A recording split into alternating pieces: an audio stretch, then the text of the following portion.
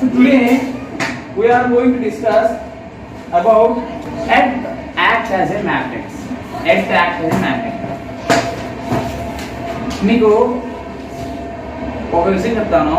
ఎర్త్కి gravitational power ఉందా లేదా? Gravitational earth మీద గ్రావిటీ ఉందా లేదా? గ్రావిటీ అంటే ఎర్త్ అనేది ఎర్త్ అట్మాస్ఫియర్ కి సరౌండింగ్స్ లో ఏదైనా స్పేస్ నుంచి ఒక ఆబ్జెక్ట్స్ ఒక బాడీ ఏదైనా సరే స్పేస్ నుంచి ఎర్త్ యొక్క అట్మాస్ఫియర్ కాంటాక్ట్ లో వచ్చిన తర్వాత దాని స్పీడ్ అనేది ఇంక్రీజ్ అయిపోయి ఎర్త్ వైపున వచ్చేస్తున్నది. ఫర్ ఎగ్జాంపుల్ ఆస్ట్రాయిడ్స్ కొన్ని సార్లు వాటి రూట్ చేంజ్ అయిపోయి, ఫర్ ఎగ్జాంపుల్ ఏదైనా ఒక ఆస్ట్రోనాట్ యొక్క రూట్ చేంజ్ అయింది అనుకోండి, అది వెళ్ళే పాత్ లో నుంచి కాకుండా అది ఎర్త్ యొక్క అట్మాస్ఫియర్ కాంటాక్ట్ ఒకవేళ వచ్చింది అనుకోండి, అప్పుడు ఎర్త్ ఉన్న గ్రావిటీ ఏం చేస్తుందంటే ఆ యొక్క ఆస్ట్రోనాట్ ని లాక్కుంటుంది, అంటే అట్రాక్ట్ చేస్తుంది. ఏం చేస్తుంది?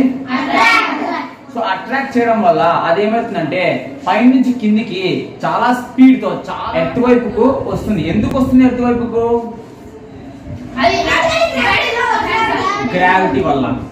సో అంటే ఇక్కడ మనం బాగా అబ్జర్వ్ చేస్తే ఎర్త్ అనేది కూడా సేమ్ మ్యాగ్నెట్ లాగే బిహేవ్ చేస్తుందా? అవునా కదా?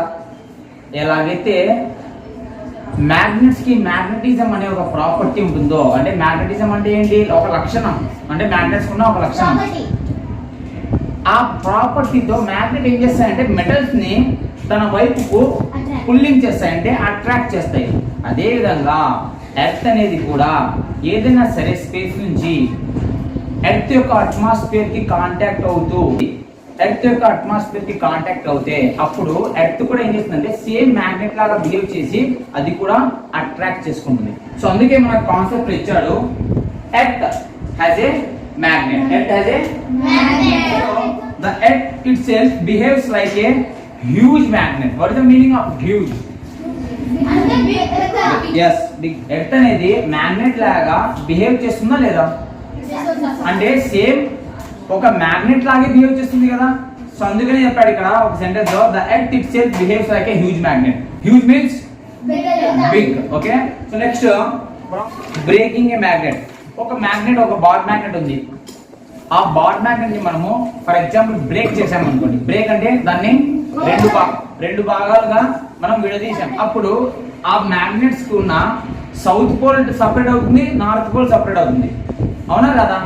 అంటే ఆ సపరేట్ అయిన మ్యాగ్నెట్స్ ఏమైనా అందులో మ్యాగ్నెటిక్ ఫీల్డ్ అనేది తగ్గిపోతుందా, లేదంటే దానికి ఉన్న ప్రాపర్టీస్ మ్యాగ్నెటిజం అనే ప్రాపర్టీ తగ్గిపోతుందా? అది మ్యాగ్నెట్ లాగా బిహేవ్ చేస్తుందా చేయదా? అలా చేస్తుంది కదా.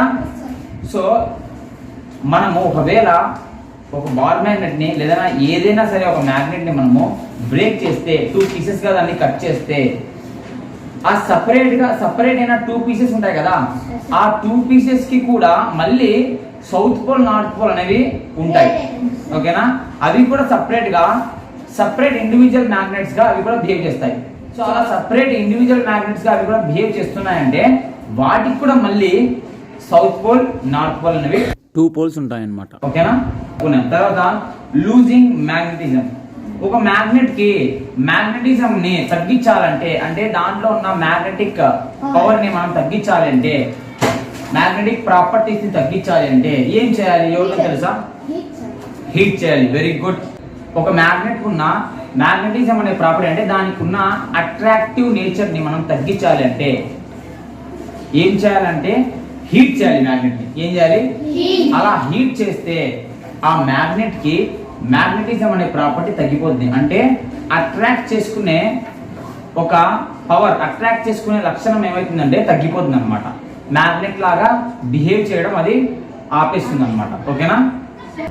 Now we are going to learn about uses of magnets. So uses of magnets మనము యాక్చువల్ గా మెయిన్ గా యూజెస్ ఆఫ్ మ్యాగ్నెట్స్ మనం ఎప్పుడు చూస్తామంటే మన హౌస్ లో చూస్తాం. ఇక్కడ ఉన్న వాళ్ళలో మీ ఇంట్లో ప్రతి ఒక్కరి ఇంట్లో ఫ్రిడ్జ్ అనేది ఉంటుంది, రిఫ్రిజిరేటర్. దాని డోర్ చూసారా? డోరు, దాని డోర్ కి మనము కొంచెం ఇలా పుష్ చేస్తే అది దగ్గరికి వెళ్ళిన తర్వాత వాటంతట అవి అట్రాక్ట్ అయ్యి ఇలా క్లోజ్ అవుతాయి. అంటే దాని అర్థం ఏంటి, అక్కడ మ్యాగ్నెట్స్ ఉన్నాయా లేదా? అక్కడ ఆబ్వియస్ గా మ్యాగ్నెట్స్ ఉంటాయి కాబట్టి ఆ యొక్క పైన రబ్బర్ది లేయర్ ఉంటుంది కదా, ఆ లేయర్ లోపల మ్యాగ్నెట్స్ అనేవి ఉంటాయి. అలా ఉండడం వల్ల ఆ రెండు దగ్గరికి వచ్చిన తర్వాత ఏమైతాయంటే కాంటాక్ట్ లోకి వచ్చేస్తాయి, అంటే అట్రాక్ట్ అవుతాయి, ఒకదానికి ఒకటి అట్రాక్ట్ అవుతాయి. ఎందుకంటే వై, బికాస్ అక్కడ మ్యాగ్నెట్స్ ఉన్నాయి ఒకటి. సో యూజెస్ ఆఫ్ మ్యాగ్నెట్స్ లో అంటే మ్యాగ్నెట్స్ ని మెయిన్ గా రిఫ్రిజిరేటర్స్ దగ్గర యూజ్ చేస్తారు బాగా, ఓకేనా. మ్యాగ్నెట్స్ స్పీకర్స్ లో కూడా యూజ్ చేస్తారు, ఫ్రిడ్జెస్ లో, ఇలా చాలా దగ్గర మొబైల్స్ లో ఇలా